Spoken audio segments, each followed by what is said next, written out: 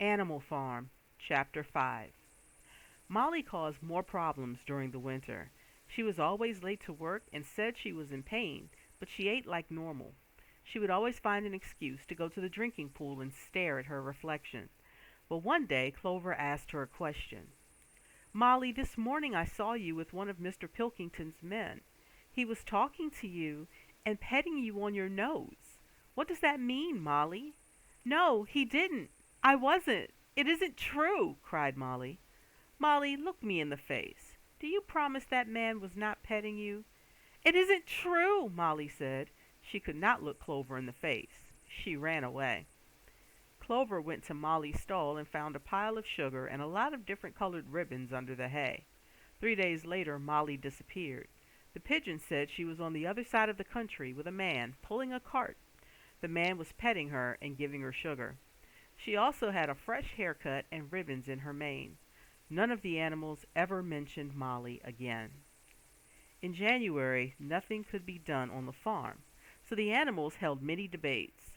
The pigs were the ones that decided everything that happened on the farm, but the other animals voted on it.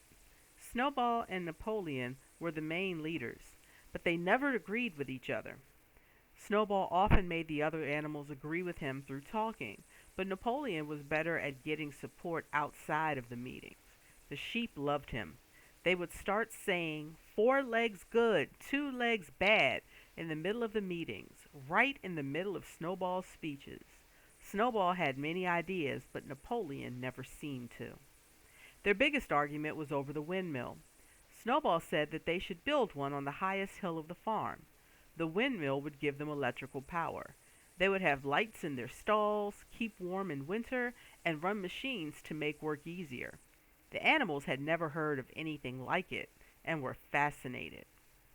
Snowball closed himself away for hours at a time, drawing plans for the windmill.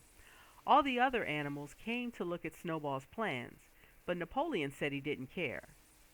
But one day he came to look at the plans. He looked at them very carefully, then peed on them and walked out without saying a word. Snowball claimed that the windmill would be hard work and they would need to get materials for it, but it could be built in a year. Then the animals would not have to work as hard. Napoleon said it was more important to produce food, and wasting time on the windmill would cause them to starve to death. The other animals took sides, saying, vote for Snowball in the 3-day week, or vote for Napoleon and the full plate. The 2 pigs also disagreed on how to defend the farm. Napoleon thought they should learn to use weapons. Snowball thought that they should send out more pigeons so other farms would rebel. The animals could not decide who was right. When Snowball's plans for the windmill were finished, it was time to vote. The animals came to the barn and Snowball made a speech.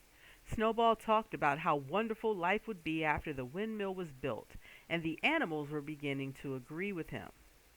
But Napoleon stood up and made a high-pitched sound no one had ever heard before. There was suddenly a terrible barking outside, and 9 huge dogs with collars ran into the barn.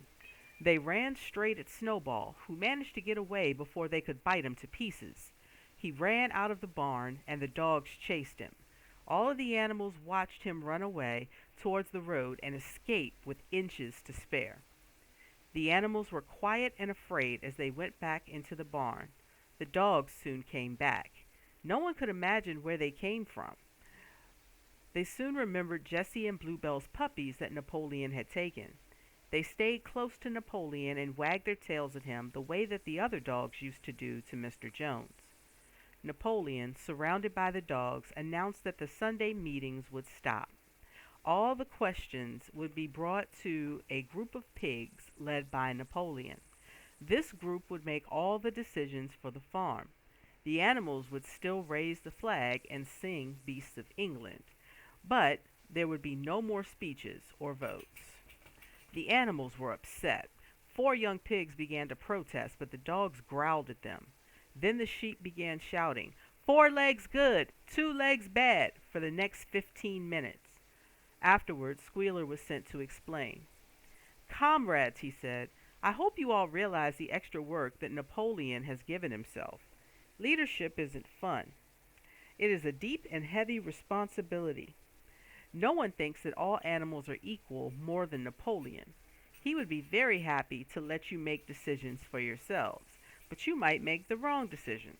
What if you had decided to follow Snowball, who we now know was no better than a criminal?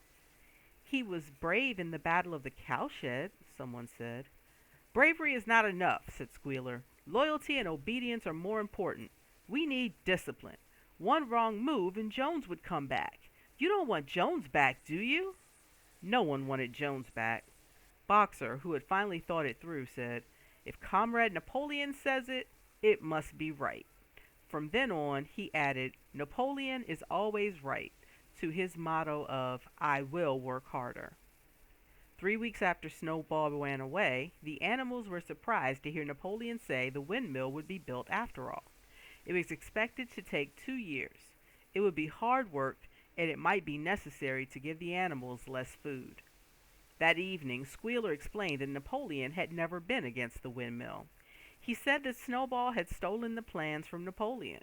Napoleon had pretended to be against it in order to get rid of Snowball, who was a horrible person and a bad influence on the other animals. Now that Snowball was gone, they would build the windmill without him. The animals were confused, but Squealer had tried hard to convince them, and the dogs with him scared them with their growls. So the animals did not ask any more questions.